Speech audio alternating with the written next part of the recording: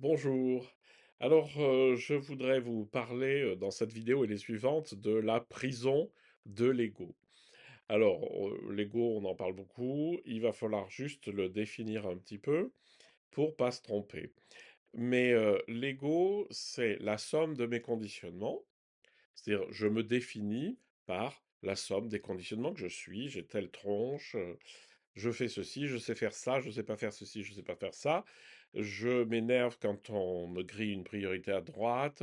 Je suis triste quand j'ai perdu quelque chose, etc. Donc tout ça, c'est des comportements, des conditionnements, etc., qui me structurent, mais qui aussi me limitent, parce que du coup, je suis là, quoi. Enfin bon. Mais l'ego limite. L'ego m'enferme. En fait, c'est pour ça que je parle de la prison de l'ego. C'est-à-dire que il y a des choses dans l'ego qui m'enferment pas. Enfin, le fait que j'ai tel âge, évidemment, ça m'enferme dans ma capacité ou mon incapacité de faire certaines choses. Mais au niveau spirituel, ça gêne pas du tout.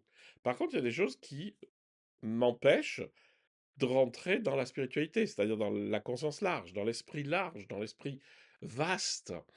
Et ce sont ces conditionnements-là de l'ego qui sont toxiques et qui vont m'empêcher d'élargir.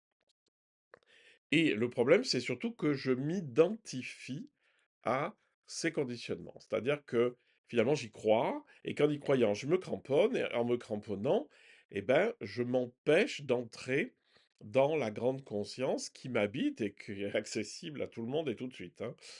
Donc, c'est ce que je vais essayer de définir dans les vidéos suivantes, c'est tous ces barreaux de la prison de l'ego. Mais comprendre que l'ego est une prison, c'est-à-dire ces conditionnements sont une prison, dans la mesure où ils m'empêchent de m'ouvrir, dans la mesure où ils m'enferment en moi-même dans certaines croyances, dans certaines choses auxquelles je crois. C'est-à-dire, je m'enferme moi-même parce que j'y crois.